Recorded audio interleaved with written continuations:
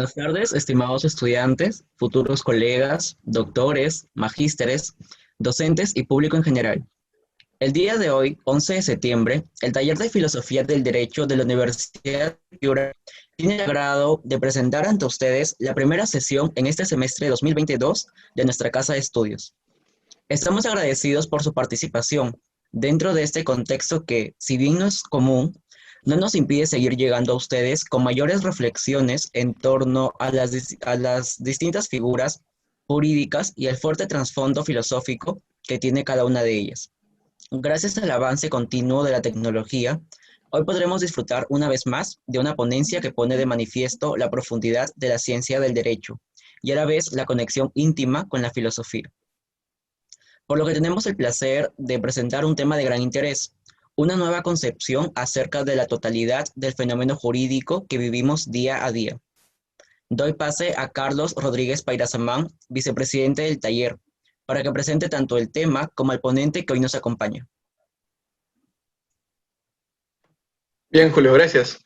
El ponente que nos acompaña es Juan Carlos Riofrío Martínez Villalba, el doctor en Derecho por la Universidad Católica Santiago de Guayaquil, especialista superior en Derecho y Gestión de las Telecomunicaciones por la Universidad Externado de Colombia y Universidad Andina Simón Bolívar, y PhD en Derecho Canónico por la Pontificia Università de la Santa Croce de Roma.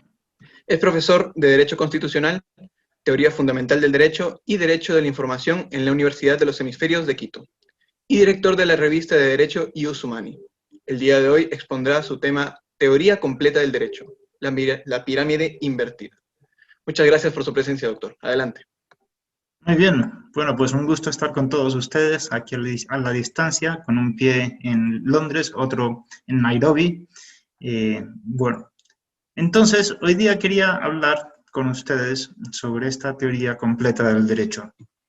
Más o menos, ustedes conocerán que, bueno, toda la teoría del derecho de la jurisprudencia son como las primeras bases, los primeros anillos de un tronco sobre el cual se edifica todo el derecho. Por eso es tan importante acertar, a poner bien los primeros fundamentos del derecho.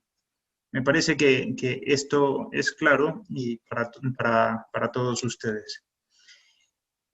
La estructura de mi conferencia de hoy día va a ser la siguiente. Primero hablaré de la clásica teoría pura del derecho, de la cual seguramente ustedes conocerán bastante. Después mostraré algunos conceptos que pueden ayudar para darle un upgrade, mejorar esta teoría y ver dónde Kelsen se quedó y dónde podemos dar algunos pasos más. Entonces podré presentar ya la teoría completa del derecho, ¿no? Finalmente, si nos da un poco de tiempo, podemos ver algunos autores clásicos, cómo encajan dentro de la teoría completa del derecho. Comencemos pues con la teoría pura del derecho, donde no haré sino recordar cosas que ustedes ya saben, ¿no? Generalmente se dice que Kelsen es alemán, no lo es, nació en Praga, que es el autor de la teoría pura del derecho y que, bueno, eso sí, y de la pirámide de normas, eso no, eso fue un discípulo suyo, Merkel, y se dice también que Kelsen, bueno, pues es el autor del Tribunal Constitucional, de la Constitución de Weimar especialmente, ¿no? Bien, de la Constitución de Weimar, sí, pero el Tribunal Constitucional ya existía antes de Kelsen, ¿no? En Estados Unidos, un siglo antes de Kelsen, ya había un consejo de censores para ver la constitucionalidad, me parece que de Massachusetts, si no me equivoco. Con lo cual, bien, se dicen muchas cosas y obviamente no todas son tan ciertas. Algún autor escribió que habría su tesis diciendo en América se ha metido la teoría impura del derecho, porque no es exactamente lo que Kelsen quería.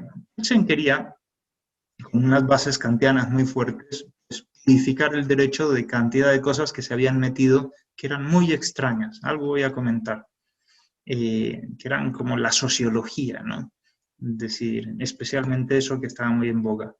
Pero para eso coge unas bases kantianas, tiene toda una formación de matriz kantiana, donde se distinguen, como ustedes saben, el ser y el deber ser. especialmente los moralistas neokantianos, dicen, bueno, una cosa es el ser y otra cosa el deber ser. Habría que entender bastante a ¿cómo se llama?, a Kant, para darse cuenta que la teoría del conocimiento, en Kant, hay cosas que están en la realidad, que son como un caos, como la proyección, digo que a veces, ahorita tocan, no tengo tan buena luz ya, perdón, y entonces, es muy interesante esto, ¿no?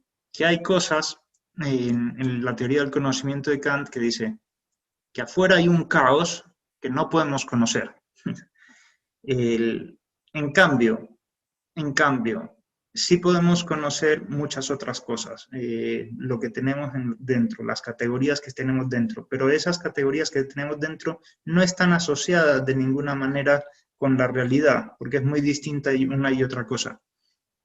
Bajo estas premisas se entiende Kelsen, porque no hay una conexión entre la norma y la realidad, digo, son dos mundos distintos. Entonces él dice, como recordarán, que hay dos clases de deber ser, ¿no? De sistemas, de normas, ¿no? La ley y la moral, una es coactiva y la otra no. Esto también es objeto de muchas críticas, porque no todo el mundo sigue a Kelsen en esto, ¿no? Cualquier deseo del soberano puede ser ley. Esta es una frase de sus escritos póstumos. Como saben, Kelsen a lo largo de su vida se fue extremando en sus posiciones, se volvió cada vez más positivista y cualquier cosa ya escribió al final de su vida, sobre todo tenemos un escrito póstumo de Kelsen, puede ser ley. Entonces, escribió en 1960 la teoría pura del derecho. Bien, ya, entonces, esta teoría pura del derecho es muy interesante, ¿no? Porque en un mundo donde se había desarrollado mucho, primero la sociología, después de la sociología, la psicología, y se había metido la psicología, la sociología y otras cosas extrañas en el mundo del derecho, él decía, en el derecho esto no nos sirve a los abogados, a los jueces, vamos a expurgar de todas esas cosas raras, de todos esos elementos que incluso pueden ser metafísicos al derecho, ¿no? Y entonces dice, voy a restringirme a analizar qué es derecho y qué es derecho en concreto, pues las normas. Entonces él identifica normas y derecho, ¿no? Entonces todo lo que sea fines de la ley ya comienza a ser medio raro, historia, política, sociología, moral, eso lo expurga. De esto podríamos hablar mucho, pero obviamente no es el objetivo de esto, ¿no? Entonces, bueno, la moral que tiene es muy relativista, porque no tiene un pie en la realidad, simplemente es como la de Kant, ¿no? El imperativo categórico. Trata de comportarte de manera que estés orgulloso tú de lo que has hecho. Ratz diría, es verdadero con este razonamiento que un racista debe comportarse como un racista, ¿no? Lo cual es una crítica, ¿no? Y entonces, bueno, desarrolla lo de la teoría de validez y eficacia que hay entre las normas, y entonces sí, hay normas más generales que particulares, obviamente la norma básica es la más... Y entonces, en un principio, desarrolla las normas de validez y eficacia. El de la pirámide es este señor, Adolf Julius Merkel, ¿no? Este fue, que Kelsen siempre lo consideró coautor de su teoría pura del derecho, así lo escribió en el libro, ¿no? Y entonces es muy interesante, porque en un momento dado de su vida desarrolla la nomodinámica, como se desarrollan las normas, y entonces obviamente la Constitución es la que prevé todo el proceso de cómo se gestan las normas, y son válidas, ¿por qué? Y entonces esto lo sabrán ustedes, ¿no? ¿Por qué es válido un contrato según la pirámide, ¿no? Porque hay un reglamento que pone unas bases, y el reglamento, ¿por qué? Porque hay un código civil que pone unas bases, y el código civil, ¿por qué? Quizás hay un tratado encima, y al final está la Constitución. Pero ¿por qué es válida la Constitución, no? Digo, él trata de resolverlo todo con la norma, ¿no? ¿Por qué es válida la Constitución? Y aquí viene el problema para Kelsen. Porque dice, al principio de su vida, dice, probablemente tiene algo que ver con el derecho natural. Después le hizo la guerra al derecho natural toda la vida a Kelsen, ¿no? Y después dijo, bueno, en esto se compara un poco con el derecho natural porque se basa también en la historia o en las cosas sociológicas. Comienza a dar razones y no da pie con bola, y va tanteando al final de su vida, incluso añade otra cosa, dice, desarrolla todo el derecho internacional. Entonces dice, bueno, pues el derecho internacional puede justificar la aparición de la norma básica, ¿no? Pero eso, no, como saben, no es sino patear la pregunta un poco más allá. ¿Por qué es válida la Constitución o el derecho internacional, ¿no? Bien.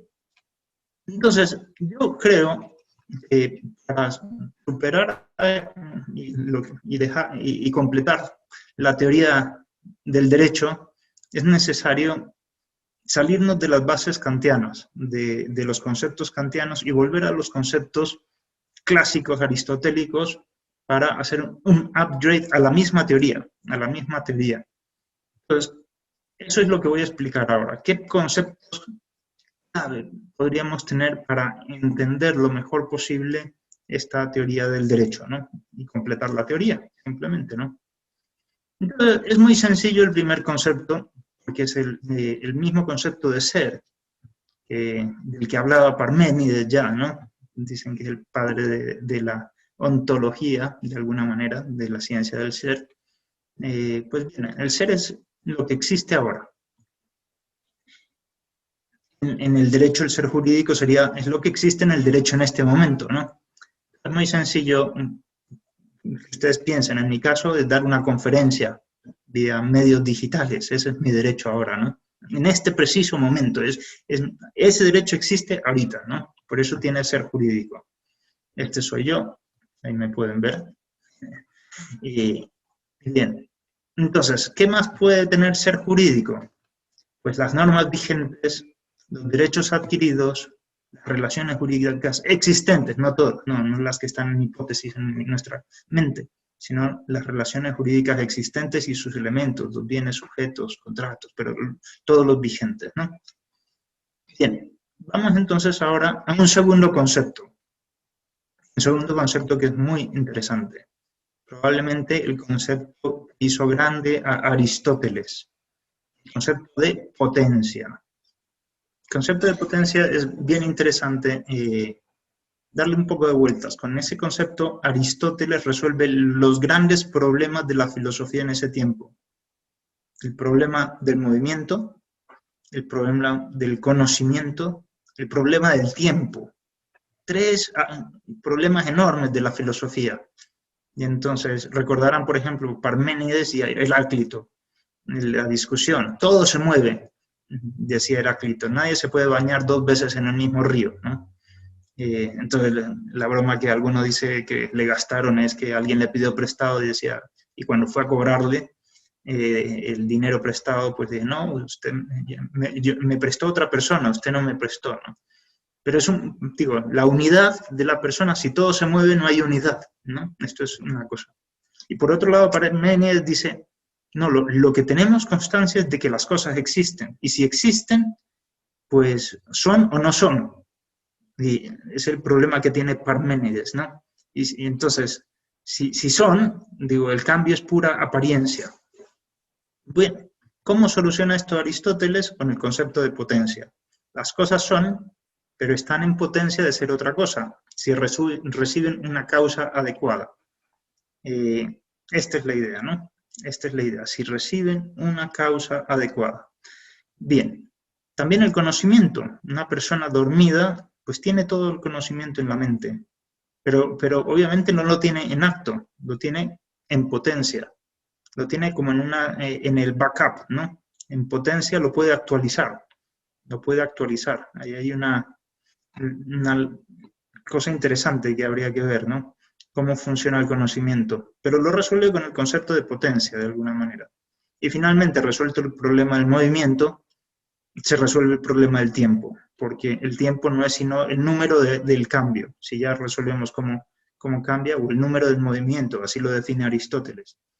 Bien, no estoy aquí para alargar mucho, pero sí para mostrar que este concepto nos puede servir enormemente en la teoría del derecho y probablemente es el concepto clave de toda la teoría completa del derecho. Si se entiende esto, se entiende todo. Si no se entiende el concepto de potencia jurídica, no se va a entender nada de lo que voy a decir.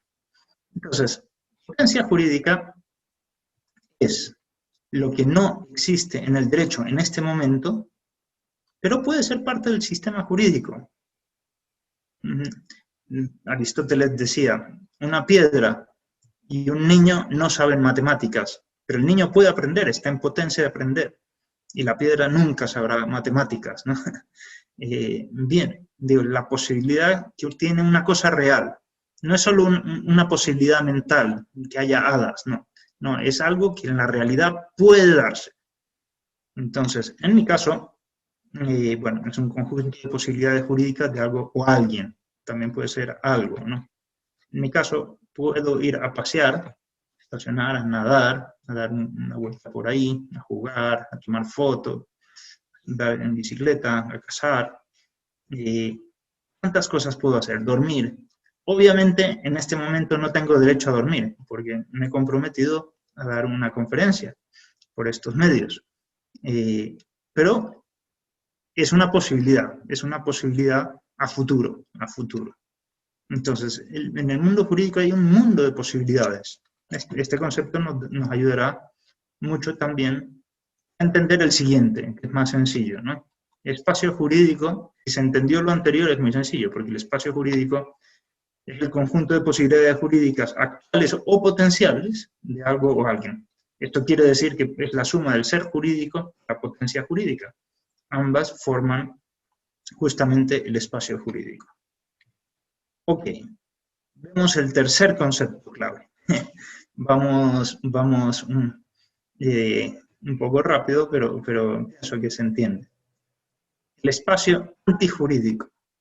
Traemos la palabra antijurídico de la teoría de von Jhering, quien hace más de un siglo pues habló de los 4 elementos del delito, decía, hace falta uno más, no basta que haya la voluntad, que sea el acto tipificado, que haya culpa. Alguien que mata en legítima defensa, es legítimo que se defienda, ¿no? Entonces, hemos de añadir un concepto más que es la antijuricidad del delito, del acto para que sea cometido un crimen. Bueno, pues nosotros podemos añadir aquí, en este caso, pues el espacio antijurídico, lo que es contrario al derecho. El conjunto de posibilidades injustas de algo o alguien. El espacio jurídico era el conjunto de posibilidades justas, este sería el conjunto de posibilidades injustas. Por ejemplo, los crímenes, los incumplimientos y el falso testimonio, obviamente, ¿no? No puede imaginarse una cantidad de símbolos que nos dicen esto no se puede aquí, portar armas, esto puede ser peligroso, por eso no camina por aquí, no se puede practicar clavados porque no es profundo el libro, el río, bien, no se pueden mandar correos no solicitados, no se pueden fumar drogas, nada, esto que es realmente muy problemático, ¿no? No se puede armar al marido, ¿no? Efectivamente. Bueno, hay un conjunto, bueno, igual al revés, ¿no? Igual. Hay un conjunto de cosas que claramente están prohibidas de alguna manera y no son justas, y obviamente es el espacio antijurídico. Vamos a otra cosa más, el espacio ajurídico. Ajurídico viene de aséptico de alguna manera, ¿no? Es el conjunto de cosas no relacionadas con el derecho. Entonces, ¿qué ejemplos tenemos? El ejemplo de los fantasmas. Los fantasmas no son justos ni injustos. Simplemente digo, vaya, vamos a saber qué son, ¿no? Pero están fuera de la categorización de justo o injusto, obviamente, ¿no? O los sueños de una noche de verano, como el libro de Shakespeare, ¿no? Bueno, pues eso no es ni justo ni injusto. Digo, no merecen ninguno de los dos calificativos. No son simplemente o las reglas de etiqueta pueden ser muy interesantes, pero obviamente no se pueden exigir en justicia. Y lo más interesante, lo totalmente irracional. Entonces, aquí hay un conjunto de cosas que ustedes estarán preguntando, ¿para qué me hablan de angelitos, duendes, fantasmas y sueños? ¿No? Porque sucede que hay un señor, fue profesor de Derecho de Harvard, Lon Fuller, que habló de estas cosas y dijo que todo el ordenamiento jurídico tiene 8 puntos de quiebre. 8 puntos de quiebre. El primero, la mera ausencia de normas. Si no hay norma, digo, él concebía también el derecho en un sentido bastante normativo.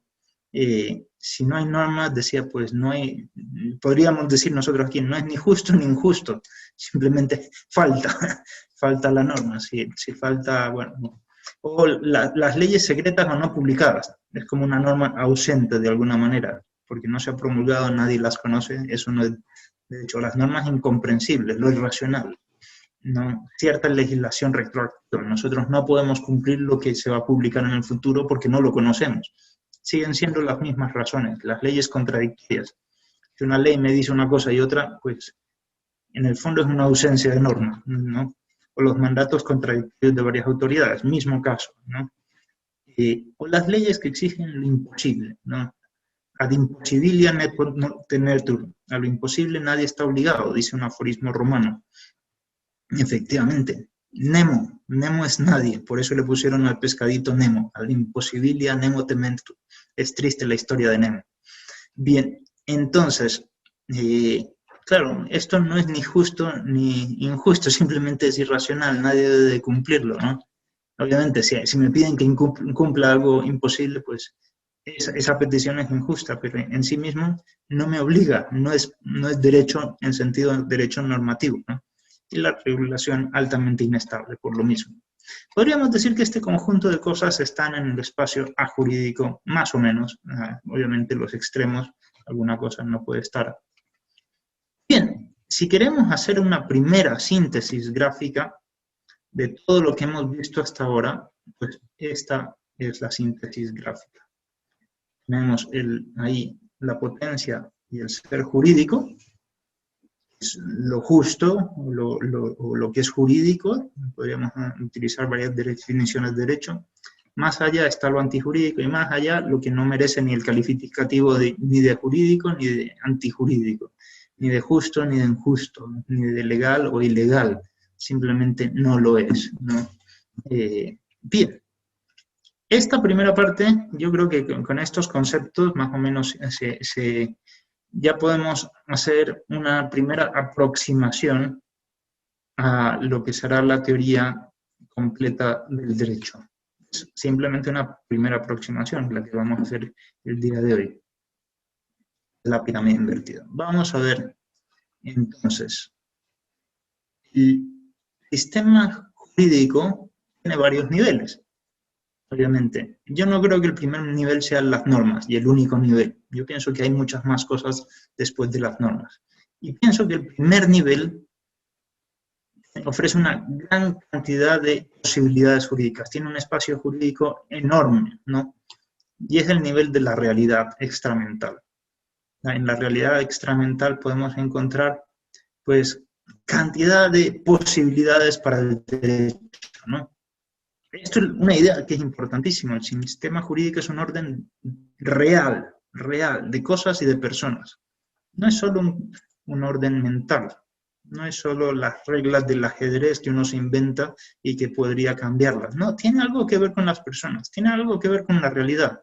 Alf Ross no tiene toda la palabra bien dada cuando dice que solo como el derecho es como el juego del ajedrez, ¿no? No, porque estamos regulando personas, situaciones reales, problemas reales. No es solo la regla que nos inventamos para poder jugar. Por eso, cada realidad tiene su ser jurídico y su potencia jurídica futura. Pongamos un ejemplo. Digo, cada realidad, ya podemos pensar en los seres humanos y los derechos humanos, pero voy a pensar en algo, el petróleo. Con el petróleo podemos hacer una cantidad inmensa de contratos, inmensa. Hoy en día hay una ciencia que es el derecho de hidrocarburos, ¿no? Donde se estudia hasta la saciedad cantidad de contratos que se puede hacer, de transformación, de refinería, de transporte. Realmente las posibilidades jurídicas de una realidad es muy grande. O por ejemplo, las telecomunicaciones usan el espectro radioeléctrico. Pues bueno, si vemos el espectro radioeléctrico, sacaremos el primer concepto jurídico, que es recurso escaso. No hay suficiente para que todo el mundo tenga un canal de televisión. Pues tenemos que dividirlo y repartir las frecuencias y todo esto. Y este es un concepto jurídico que sacamos de la realidad. Entonces, lo interesante aquí es entender las características de este primer nivel del ordenamiento jurídico. La necesidad. Se mueve con necesidad y con una limitación forzosa. Esto están los dos conceptos relacionados. Es decir, nosotros no podemos decidir a qué velocidad van a caer las cosas en el planeta Tierra. Esto viene dado por las leyes de la física. No podemos decir, esa ley no me gusta, vamos a violarla. Obviamente, ¿no? Por más que queramos que en nuestro terreno donde está nuestra casa sea de oro, pues no es de oro, es de una tierra más modesta, efectivamente, ¿no? Hay una imposición forzosa, es necesario, se mueve con necesidad, con unas reglas que son inevitables y ofrecen un límite al derecho, ofrecen un límite. Entre otros, por eso se puede decir, ad impossibilia non tenetur, a lo imposible nadie está obligado, porque limita, lo imposible limita el derecho, ¿no? Bien, la amplitud es un orden súper amplio, esto es otra cosa. A veces se habla del fin último del ser humano, ¿no? Pues bien, el fin último del ser humano es enorme. Digo, hay una enorme cantidad de posibilidades ahí. Digo, cada uno puede escoger cómo vive su vida, cuáles son los primeros fines que va a alcanzar. Uno va diseñando la misión de su vida, si se quiere, junto con Dios, pero ¿por qué? Porque hay una cantidad de posibilidades muy grandes en el mundo jurídico. Uno va determinando poco a poco cuál es su espacio jurídico en este mundo también, ¿no? Porque todas nuestras decisiones dejan huella en el derecho. Y finalmente, hay un orden en este mundo. Hay un orden, la realidad tiene un orden que ordena el derecho. Esto es una cosa que vale la pena recordarlo, que probablemente la jurisprudencia hoy en día es lo que más olvida, que la realidad tiene un orden. Y esto era una cosa clarísima. No sé si ustedes saben por qué el firmamento se llama firmamento. El firmamento es, bueno, porque en muchos idiomas se utiliza la misma palabra, pero es por esto, porque el hombre antiguo no tenía luz eléctrica, por eso se llama firmamento, porque cuando se acostaba, pues veía el cielo, y si no hay luces en el cielo, en la ciudad, y no hay nubes, muchas noches puede ver pues toda la Vía Láctea, fácilmente, ¿no? Si no hay luces ahí. Y claro, era un espectáculo noche a noche ver todas esas estrellas y además que no se movían. Aquí en este mundo todo se mueve, todo se mueve. En cambio, en el cielo todo estaba firme.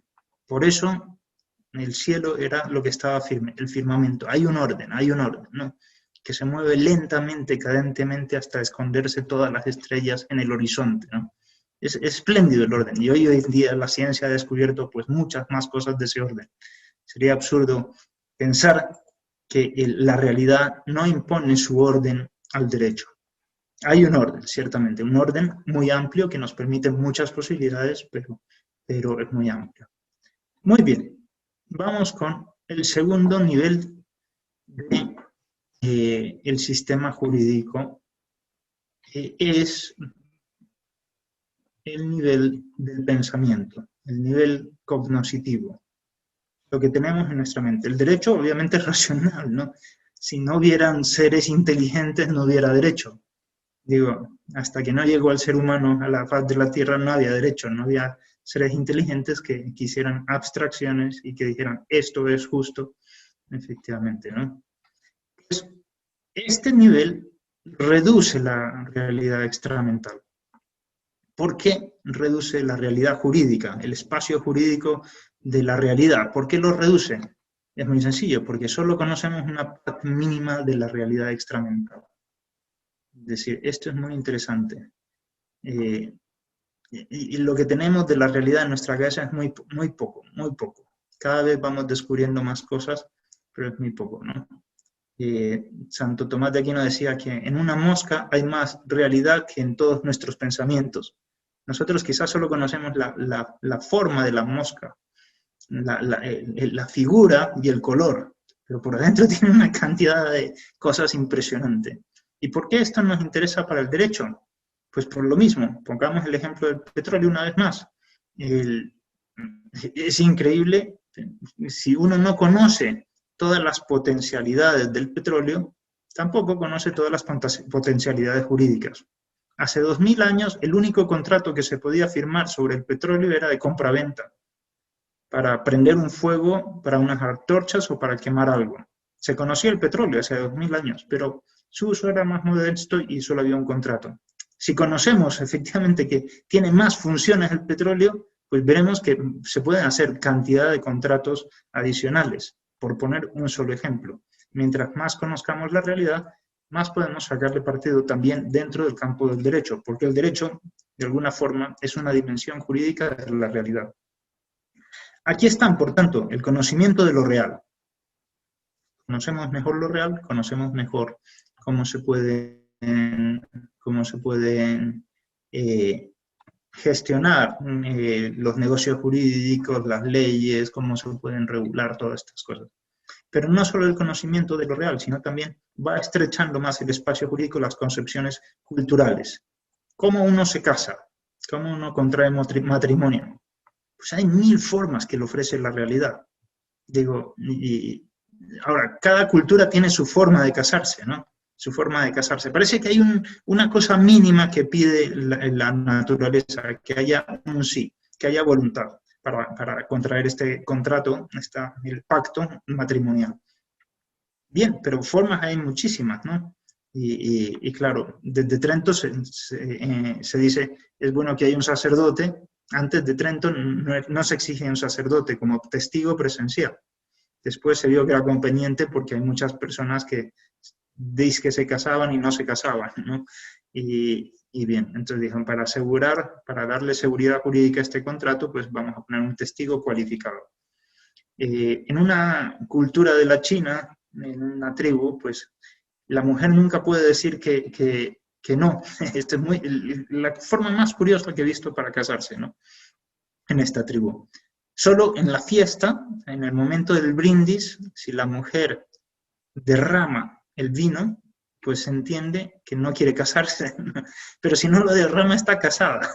Es increíble, ¿no? Formas de casarse hay muchísimas, la realidad ofrece muchísimas. Nuestro conocimiento puede conocer ahora ya más, la de la India, la de los católicos, la del registro civil ante las autoridades civiles, etc. Pero nuestra cultura dice, bueno, la forma de casarse es esta, y ya es una. Va reduciendo el espacio jurídico también, lo que conocemos de la realidad y nuestra cultura. Y finalmente, aquí también está el conocimiento de las normas vigentes. Si toda una sociedad no conoce cuál es la ley, probablemente la ley no se va a aplicar ahí, efectivamente. Hablaremos un poco de esto más tarde, ¿no? Vamos a otro nivel, al tercer nivel, que todavía reduce más el espacio jurídico. Este es el nivel volitivo, de la voluntad. Y aquí está, pues, todas las normas, ¿no? Porque toda norma es decisión voluntaria de autoridad, o de las partes, cuando se habla de un contrato, norma en amplio sentido. Reduce lo conocido por una simple razón, el espacio jurídico de lo conocido, porque la voluntad solo puede elegir lo antes conocido.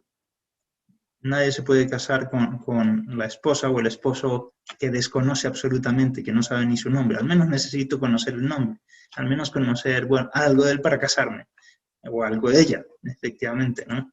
No se puede conocer lo desconocido. No se puede querer lo que no se tiene ningún dato, ¿no? Al menos un pequeño dato, ¿no? Aquí están, obviamente, la Constitución, los tratados, las leyes, la regulación inferior, los actos jurídicos y los negocios. Todo esto forma parte, obviamente, de lo querido por la voluntad, ¿no? Un acto jurídico requiere un acto de voluntad de una persona que presenta un escrito en las Cortes, por ejemplo, o un negocio jurídico, mucho más, ¿no? Finalmente, esto simplemente vale la pena recordar esto, ¿no? Que todas estas cosas son actos de voluntad y que la voluntad requiere de la inteligencia. Los medievales decían que la voluntad es el apetito de la inteligencia. Y esto es muy claro, ¿no? Y uno solo puede escoger las cosas que primero estaban en la inteligencia. Por poner un ejemplo, ¿no? Si yo no conozco lo que es la democracia, no puedo escoger la democracia. Y eso es lo que sucedía hace 1000 años. La gente no optaba porque nadie conocía lo que era la democracia. Digo, hoy por hoy conocemos lo que es la democracia y podemos optar, pero no conocemos otros regímenes y por eso no podemos optar por ellos. Ya pondré algún ejemplo de esto más tarde. Bien, ok. Finalmente, tenemos la realidad conocida, querida. Entramos al nivel 4, el derecho concretado, el puro ser jurídico. Las circunstancias reducen lo escogido, las circunstancias de la realidad, efectivamente, ya. El derecho más concretado más es esto, es puro ser jurídico, pura actualidad, pura eficiencia. Aquí encontramos los hechos jurídicos, cosas que ya han pasado, todo lo pasado, ¿no? En el derecho, pues ya ha concretado en un pasado que ya quedó escrito en los anales de la historia. O los derechos adquiridos, bien, o las normas vigentes, o las relaciones jurídicas existentes. Bueno, pues esto es fruto de las tres cosas, de la inteligencia, de la voluntad y de la realidad. Ya se ha concretado, ¿no? Y la realidad se ha concretado en un espacio muy determinado. Bien, hagamos una visión de lo que hemos visto hasta ahora, los 4 niveles del espacio jurídico. Desde el punto de vista del espacio jurídico, tenemos 4 niveles del sistema jurídico, ¿no? El primero, el más amplio, con más posibilidades jurídicas, con un espacio jurídico amplísimo, que es el de la realidad, el nivel cognoscitivo, que va reduciendo las posibilidades jurídicas. El siguiente nivel es el nivel volitivo y finalmente es el nivel del derecho ya realizado. Pues bien, si queremos hacer una segunda síntesis gráfica, añadiendo pues cosas que ya hemos visto, el ser jurídico, la potencia jurídica, el espacio jurídico y el espacio antijurídico, pues bien, vamos a recordar primero esta lámina, que era la primera síntesis gráfica. Ahora vamos a añadir justamente lo que habíamos visto antes, ¿no?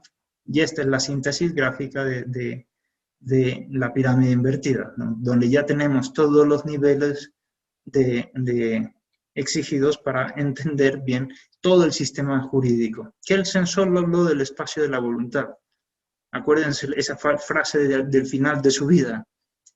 Cualquier voluntad del legislador puede ser ley. Él solo está hablando de la voluntad. Y la primera crítica que le cae a Kelsen, de Hart, después de Dworkin y de otros más, es que, bueno, el conocimiento tiene algo que ver. Hart habló del rule of recognition, ¿sí?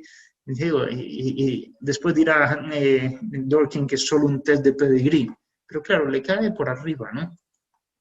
Intentemos entender un poco mejor esta pirámide. Vamos a poner un ejemplo, ¿no? Bueno, esta pirámide simplemente es esto, ¿no? Esta es la síntesis con todo lo que hemos dicho. La primera es la realidad de personas, cosas, entorno. La segunda, el conocimiento de la realidad. Las concepciones culturales y el conocimiento del nivel 3. El nivel 3 son normas superiores, inferiores, actos, negocios, y finalmente el derecho realizado. El derecho realizado. Muy bien.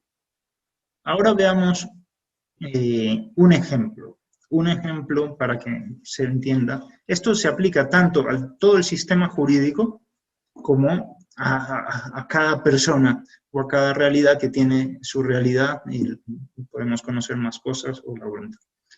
Entonces, vamos a hablar ahora de problemas maritales, ¿no? Un señor que no está casado pero quiere casarse con alguien, ¿no? Quiere contraer matrimonio. Entonces se le ofrecen en el mundo, pues, casi 4 billones de mujeres tienen en posibilidad, ¿no? En posibilidad para contraer matrimonio, ¿no? La realidad es siempre más rica y ofrece más posibilidades, ¿no? Pero claro, este señor no conoce 4 billones de mujeres. Dicen que la mente humana puede recordar más o menos bien 1 millón de rostros. Bien, no sé si esto se da en todo el mundo, pero esto lo ha dicho algún estudio que se ha hecho en alguna universidad de Estados Unidos. Bien, este señor solo conoce, obviamente no conoce a todas ellas, conoce a algunas pocas, ¿no? Y de esas son las que podrá escoger y después conocerá, bueno, esta es simpática y todo esto, pero yo no le agrado, bien. Y entonces viene todo el problema de hallar mujer, hasta que encuentra una que le parece simpática y que la otra también acepta, se pone feliz y pues le contrae o le propone matrimonio y pone su voluntad ahí.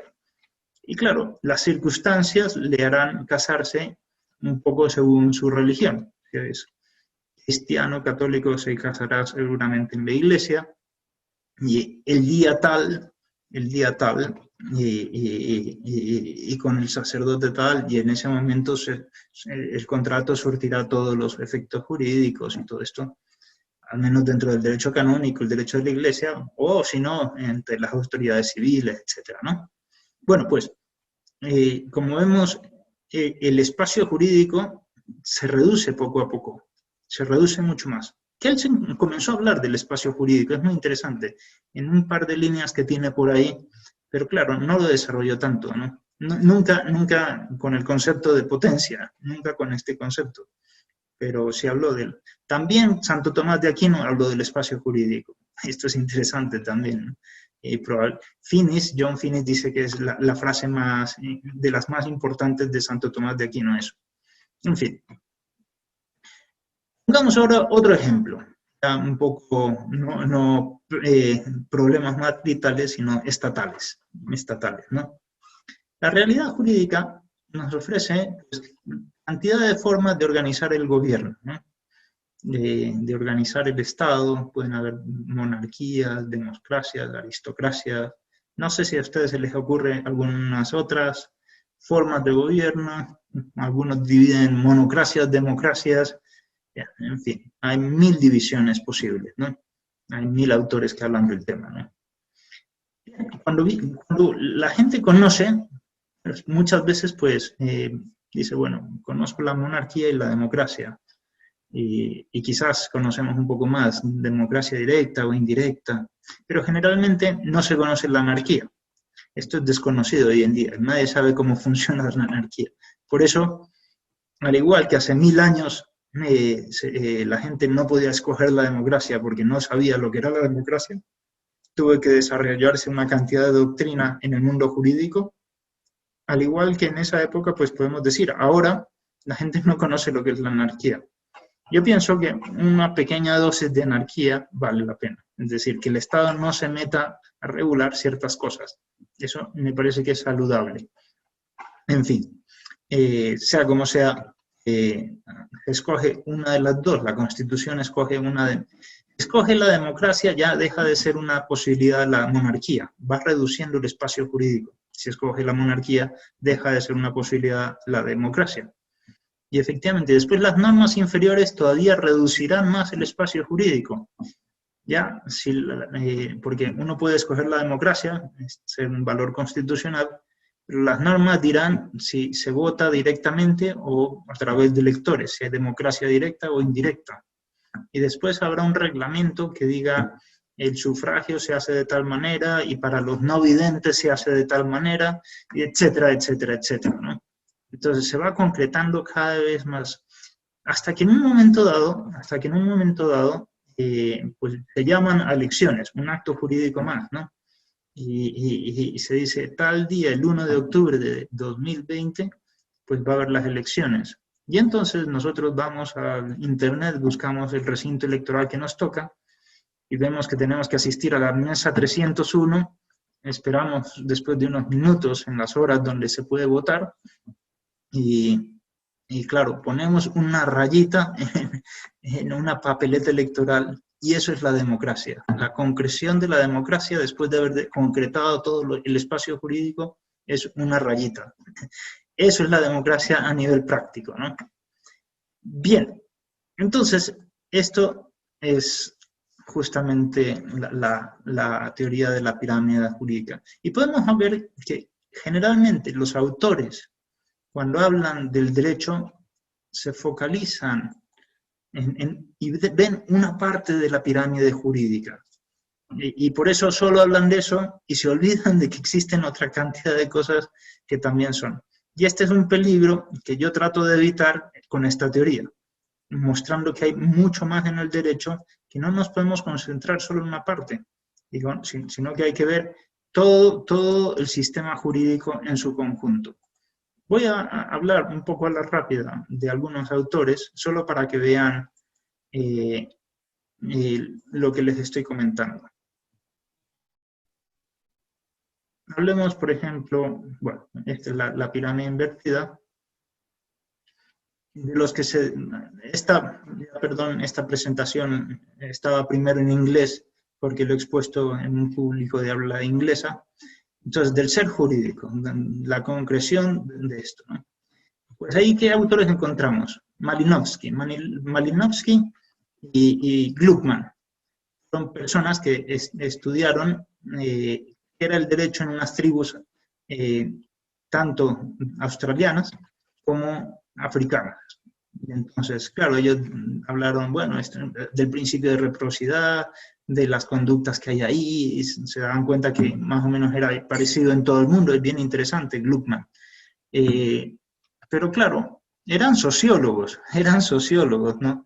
Estudiaban los hechos pasados del derecho, cómo se había concretado.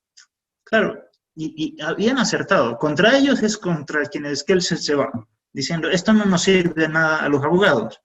Pero ellos estaban estudiando el derecho, habían acertado en estudiar el derecho. Lo que pasa es que solo estudiaban una parte del sistema jurídico, que es el sistema jurídico ya realizado, el factum, los hechos jurídicos, ¿no? Veamos otro autor, Marx. Marx dice, la teoría del derecho de Marx es muy compleja, ¿no? Dice, el derecho es una superestructura. Claro, él está viendo que el derecho es todo lo que está arriba, voluntad, todo esto. Y él dice, bueno, habla muchas cosas. Él critica todo esto. Él se está fijando más en las bases, ¿no? Hay toda una discusión sobre la teoría del derecho de Marx. No entraré a ella, pero él se está fijando en la base, en lo que no es para él superestructura, ¿no? Hay el realismo norteamericano. Jerome Frank, por ejemplo, el realismo dice la teoría del derecho es un mito, ¿no? Claro, ve todo lo de arriba con un mito. Porque los jueces terminan decidiendo cosas por cosas inconscientes. Acaba para esta época de mejorarse y de irse progresando en la psicología, y entonces la psicología se mete en el derecho, y Frank dice, todo es producto psicológico. Es decir, si un juez ve a un testigo que habla con voz ronca, da seguridad, pues le va a creer, ¿no? En cambio, si ve a alguien nervioso, con tic nerviosos y todo esto, pues no le va a creer, y eso va a decidir la sentencia, ¿no? Oliver Holmes, ¿no? Que fue pues, presidente de la Corte Suprema por 30 años, peleó en la batalla de secesión de los Estados Unidos. Es una figura mítica en Estados Unidos, ¿no? Es decir, el derecho no es lo que dicen los reyes, ni el legislador, ni nadie. El derecho es lo que digo yo. Juez, no, efectivamente. Él se estaba fijando en ya el derecho realizado, ¿no? Lo que es al final del día, ¿no? Donde ya la última voluntad, la del juez, ha dicho, esto es derecho. Digo, tenía razón. Ahora, tampoco tenía razón, tenía sí, porque se estaba fijando en una parte, pero no en todo el derecho, ¿no? El realismo escandinavo también, ¿no?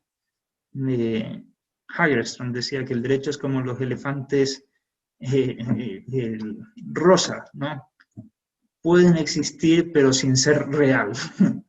Bien, y por eso dice, bien, hay todo esto. Oliver Crona también, ¿no? El derecho es una forma psicológica de derecho. Los realismos, llamados realismos, suelen ver quizás cómo se ha concretado psicológicamente o una parte de cómo se ha concretado, ¿no? Bien. Veamos otro, bueno, Jack Lacan, esto es un seguidor de, bueno, habla también del inconsciente, no, es más complicado. Rorty dice, los derechos humanos son puro sentimiento. ¿Por qué? Porque en un momento dado de la historia, cuando después de la Segunda Guerra Mundial todo el mundo sufrió mucho, pues ese sufrimiento hizo nacer al derecho. Es verdad, sin duda. Nosotros podríamos decir, él se ha fijado en cómo se ha realizado en el pasado, a través de un sufrimiento muy grande. Y en eso es cierto lo que ha dicho. Ahora, es falso, obviamente, que solo el derecho sea sentimientos. Esto es evidente, ¿no? Pero también tiene algo que ver con la voluntad, también tiene algo que ver con la inteligencia. Bueno, algún autor habla de estas dos cosas. Este es el autor del Living Law o del Living Constitution, ¿no? Dice, hay una cosa son las decisiones y otra cosa es cómo se viven las decisiones. Eugene Ehrlich, desarrolla la sociología jurídica y me parece que es bastante claro. Hoy día se utiliza mucho la teoría del Living Constitution, seguramente la habrán escuchado. Y ahí, obviamente, del deber ser Napoleón con el movimiento codificatorio, todo el derecho es producto de la voluntad del legislador. Bentham también, ¿no? Es decir, el soberano es el que pone las leyes. Es curioso Bentham, ¿no? En el mundo anglosajón, donde la razón tiene un gran peso, dice, no, hay que poner códigos, ¿no? No le siguieron a Bentham. Austin sigue a Bentham un poco, ¿no? Pues dice, todo el derecho es un conjunto de poderes y que tratan de normalizarnos como en el panóptico, ¿no? Bien. Y por supuesto, ¿no? De quienes ya hemos hablado, ¿no? Él solo habla del derecho como producto, como norma, y la norma como voluntad del legislador. Cualquier cosa que sea la voluntad del legislador, eso es derecho. Claro, podríamos decir, es verdad que el derecho tiene que ver con la voluntad, pero no es solo con la voluntad, hay algo más. Llewellyn, bueno, en fin. Niklas Luhmann también, efectivamente. Es interesante. Bueno, no sé, tendría que explicar muchos autores. La primera crítica que la hacen justamente Hart, diciendo, bueno, hay algo más. Hay algunas razones que hay detrás de eso. Desde luego es la voluntad, pero un mínimo de razonabilidad tiene que haber, si no sería esto un club de suicidas, ¿no? Frase famosa. Y comienza a hablar del rule of recognition. Rule of recognition, dice la sociedad, pues un poco acepta. Pero claro, no es muy claro en eso, y por eso Dworkin le dice a ese rule of recognition es un test de pedigrí, porque en el fondo son los mismos legisladores. Cuando usted habla del rule of recognition, está hablando de la voluntad del legislador, de la voluntad de los jueces, usted no nos ha añadido nada. Entonces, comienza a desarrollar un poco cómo el intelecto puede funcionar. Entonces, dice, el derecho no son solo reglas, sino también hay principios y también hay políticas, policies. No hay una traducción perfecta al español de esa palabra, ¿no? Bien, pero trato de demostrar cómo hay algo más, ¿no? Nozick también, Rawls, habla del veil of ignorance, ¿no? del velo de la ignorancia, ¿no? Tiene que haber un contrato social primero, pero tenemos que ponernos un velo de la ignorancia para que sea lo más justo posible, para no saber ni nosotros si somos ricos o pobres, hombres o mujeres, y entonces así podremos estar en la mejor posición posible para crear un contrato. Claro, es un contrato intelectual, ¿no? Que no tome en cuenta la realidad. Diríamos que el velo de la ignorancia es demasiado ignorante para Rawls, ¿no? Digo, no se sabe nada, ¿no? Porque hay que saber un poco cuál es nuestra realidad.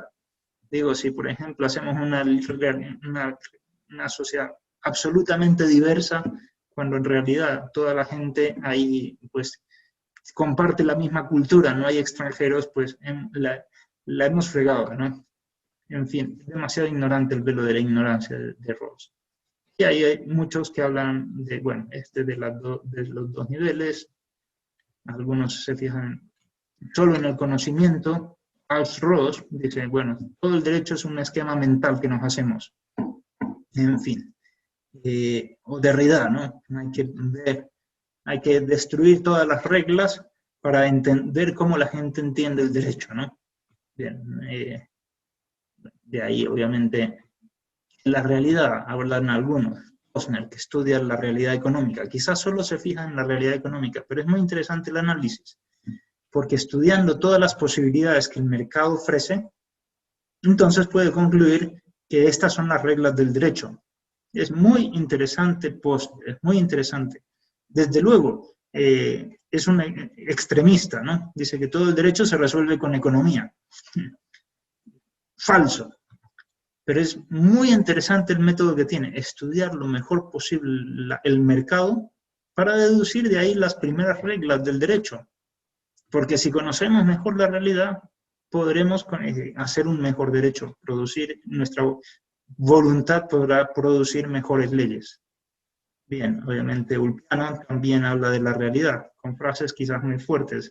O sea, en el derecho natural es el mismo derecho de los animales.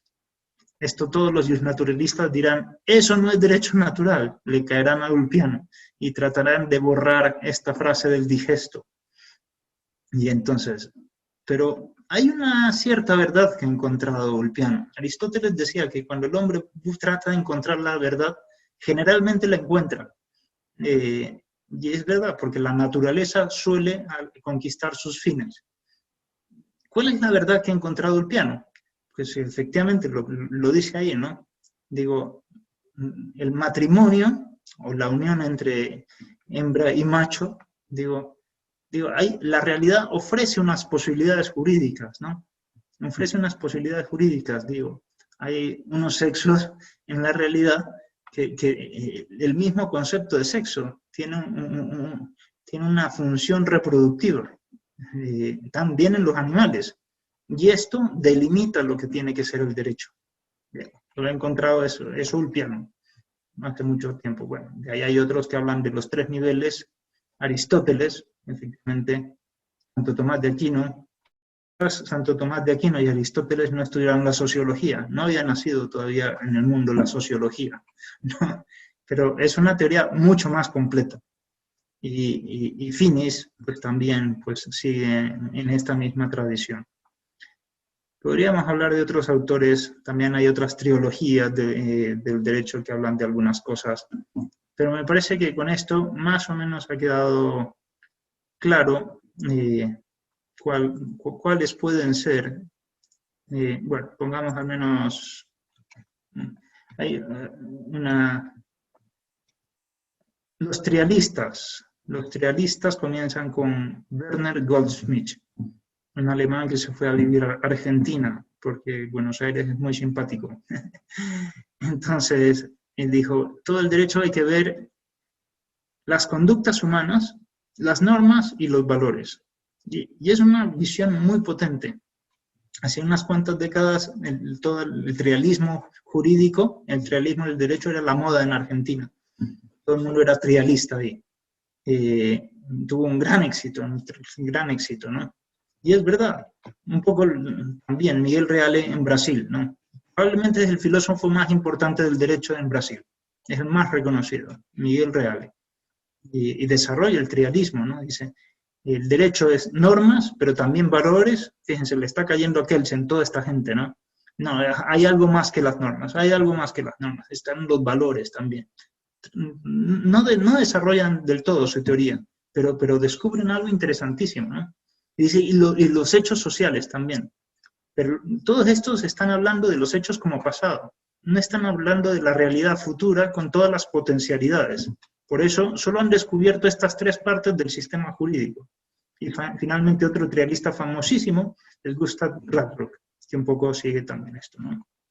Entonces, falta justamente pues completar, bueno, este es otro, no, alguien que hable de los cuatro niveles del sistema jurídico. Entonces, ¿quién puede ser esto?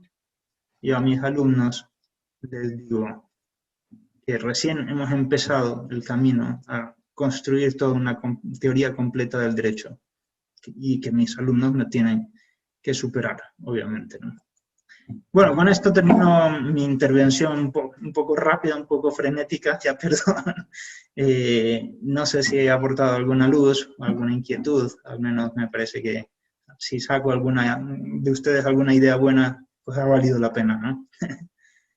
No sé, dejo espacio ahora por si alguien quiere alguna pregunta o lo que sea.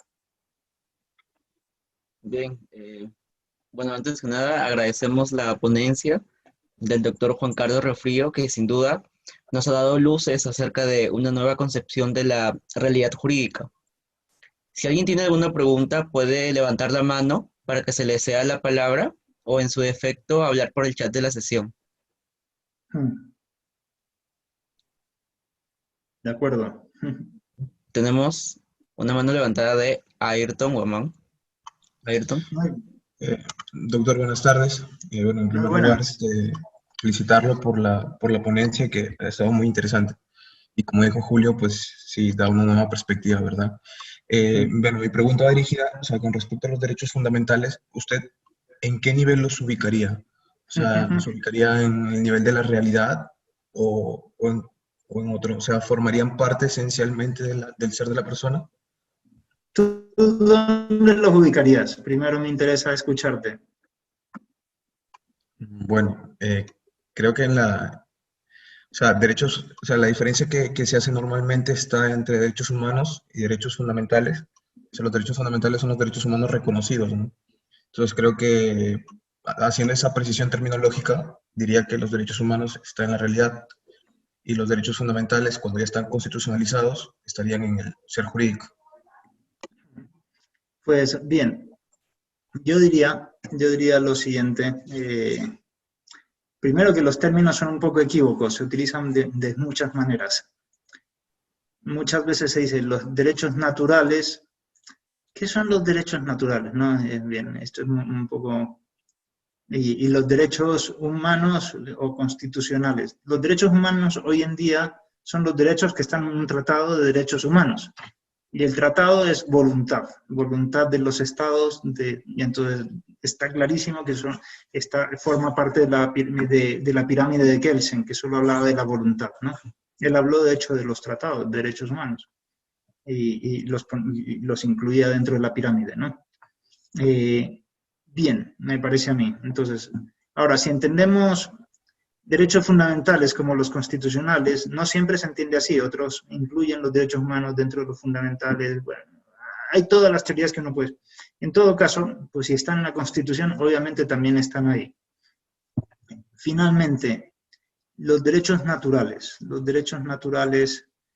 ¿qué son los derechos, o el derecho natural? ¿Dónde está aquí? Pues todo derecho necesita de una inteligencia. Obviamente, la realidad puede ofrecernos muchas posibilidades, pero si no las conocemos, no llegan a concretarse como derecho nuestro. No llegan a concretarse. Digo, esto es muy interesante. Las ignorancias humanas hacen que el derecho no sea tan bueno, obviamente, ¿no? Y que no se concrete como debería de concretarse. En todo caso, para el ser humano es una concepción jurídica. El derecho natural, la mejor concepción jurídica que podemos tener. Dios, que lo conoce todo, pues puede tener una idea más perfecta del derecho natural, ¿no? Efectivamente. pero nosotros simplemente hacemos lo que mejor podemos, ¿no? Y a veces nuestras ignorancias también producen derecho. Y esto es muy interesante. En las sociedades, por ejemplo, aquí en África hay mucha gente que se casa con varias mujeres, ¿no? Bien, tienen una ignorancia invencible y eso produce una serie de contratos y una serie de estatuto jurídico que uno diría no es el mejor de todos, pero bien, ha producido una cierta clase de derecho, no el mejor de los derechos, desde luego. Muy bien. Finalmente, una cosa que es muy interesante, que los derechos humanos son... Hay toda una discusión. Digo, el derecho a bienestar, a la cultura y todo esto, todos los derechos humanos son potenciales, tienen una enorme carga de potencia jurídica, son derechos potenciales. ¿Cuándo mi derecho al trabajo se va a concretar? Bueno, pues cuando logre que alguien me contrate. Si no, no tengo derecho a trabajar. Digo, tienen que darse una serie de factores en la realidad que concreten el espacio jurídico. Y ahí recién yo podré exigir algo a alguien y ahí en concreto tendré derecho. Mientras tanto será pura potencia jurídica, pura posibilidad. Bien. Espero haber respondido o dado alguna luz al menos, ¿no? Sí, sí, gracias. Muy bien, Ayrton. ¿Algún otro? Quisiera preguntar algo, pero no sé cómo levantar la mano. Pues habla, no pasa nada. Perfecto, ya, gracias. A ver, dos cuestiones. Puede ser terminología, pero en la explicación que daba hace un minuto, yo pensaría más bien que uno tiene derechos, pero a veces no son reconocidos. Y precisamente porque tengo derechos los puedo exigir. Sí, exactamente. ¿No? Entonces, lo que yo echaba en falta en la explicación era el concepto de naturaleza, porque creo que si no reconocemos el valor normativo que tiene la naturaleza, entonces es más difícil hablar de derecho. No sé cómo se compagina en su teoría este concepto. Pues toda la teoría es para explicar eso. Justamente toda la teoría es para explicar eso. El gran déficit hoy en día en la filosofía, en los filósofos del derecho, es el déficit kantiano, que la realidad está desconectada del derecho. Y aquí yo estoy tratando de mostrar que la realidad condiciona nuestro pensamiento. ¿Y cómo debe de condicionarlo? Digo, tengo mucho más escrito, entonces tendría que explicar muchas más cosas. Pero toda la teoría está justamente para conectar este nivel olvidado por la filosofía de hoy, la realidad, pero no la realidad concretada, no el factum, no lo pasado, que eso ya está muy estudiado. Ha habido excelente gente estudiando esto. Lo que se ha olvidado es que la potencialidad de la realidad. Por eso para mí Posner es extraordinario, está haciendo derecho natural. Está estudiando el mercado, cómo funciona y diciendo estas son las reglas que uno tiene que aplicar. Él está haciendo derecho natural. Pero podríamos decir, no solo el mercado, primero hay que estudiar la naturaleza humana, después también el campo de tanto el ser humano como las cosas, porque las dos cosas tienen naturaleza. Las telecomunicaciones, el ejemplo que ponía, ¿no? Digo, los primeros conceptos del derecho de telecomunicaciones los sacamos de la realidad. Y esto es derecho natural, estudiar la naturaleza de las comunicaciones para extraer los primeros conceptos y principios del derecho. Entonces, no sé si... Sí, muchas gracias porque me faltaba ese eslabón. ¿No? O sea, Muy bien, toda la teoría es para enlazar y terminar de concretar todo lo que... Porque ahorita, ¿qué es lo que pasa? Digo, Dworkin y todos ellos, ¿de qué nos hablan? Dicen, no, pero por supuesto, hay unos valores y hay unas cosas, pero son los valores de la sociedad, es puro conocimiento, pero nunca nos hablan que tenga algún pie en la realidad eso, ¿no? Claro. Digo, se queda en pura subjetividad, relativismo, ¿no? Porque incluso pienso que Finis, aunque aporta mucho con los bienes humanos básicos, a él le falta también el concepto de naturaleza. No sé, yo he leído un poco a Spemann, que es, no sé si lo habrá leído, Robert Spemann, claro. en alemán. Sí, en cambio, me parece que es mucho más completo en su percepción de lo que... Sí. ¿no? Los 7 bienes básicos me parece que ya es un intento de poner un pie en la realidad. Y está siguiendo el esquema de la Quinate un poco peculiarmente, porque la Quinate era más rico, pero efectivamente, pero trata de decir de las inclinaciones, en eso sí a Santo Tomás y todo eso, ¿no? es verdad, es verdad. Efectivamente. Muy interesante, muchísimas gracias, me ha servido. Muy bien. Aunque Muy bien. digo, yo les enseño a ellos Derecho del Trabajo, pero hice la tesis doctoral en la dignidad humana en el Derecho del Trabajo. Estos Muy temas bueno. me encantan, sí. No, es Sí, sí, sí. fantástico, es fantástico. Sí, digo. Bueno, Ahí. gracias. Ok. Muy bien. Muy bien. ¿Alguna otra pregunta? ¿O comentario, crítica? No sé. Bueno, yo no era una pregunta. Antes de la exposición había leído un poco acerca de la teoría y no me quedaba muy claro dónde cabía la costumbre jurídica aquí en el esquema. Pero ahora ya lo entiendo un poco mejor, ¿no? Sería parte de la voluntad, que es una voluntad casi, no diría inconsciente, pero es una voluntad que se mueve ya, no sé si me dejo entender. O sea, es una norma Absolutamente. sí, es una norma que... La costumbre tiene dos componentes, ¿no? Primero, una repetición de actos que es voluntaria. Y después, la concepción de que esa repetición de actos tiene que darse obligatoriamente, porque si no hay esa obligatoriedad, pues no hay costumbre jurídica, puede haber simplemente hábito, ¿no? Hábito, sí. Entonces, con lo cual, digo, requiere, es un acto de voluntad, pero también que tiene que ver con el conocimiento, con un cierto conocimiento, Sí. porque hay costumbres que son más conscientes y otras que son más inconscientes. Y entonces, en esto puedes ir desarrollando toda la psicología jurídica que encaja perfectamente aquí.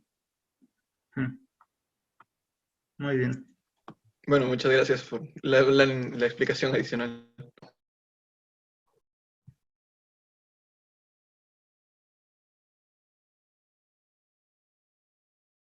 Bien, ¿hay más preguntas? Creo que se desconectó el profesor. Hoy ya no Sí, lo creo veo. que Sí, ¿no? se desconectó el profesor. Se desconectó, pero bueno, muchísimas gracias por la invitación. Ha sido muy, muy interesante escuchar y verlos dialogar. Y aprovecho a saludar a la doctora Lila Fuentes, que la veo por allí, que sea años que no la veo. Pero bueno, aprovecho. Bien, adiós a todos. Bueno, Hasta muchas luego. Gracias, gracias. Bien, doctora. señores. A ustedes, gracias por la invitación de nuevo. Gracias, hasta luego. Hasta luego. Bueno, Más esperamos un preguntas, si momento. tenemos asistentes, procedemos al cierre de la sesión.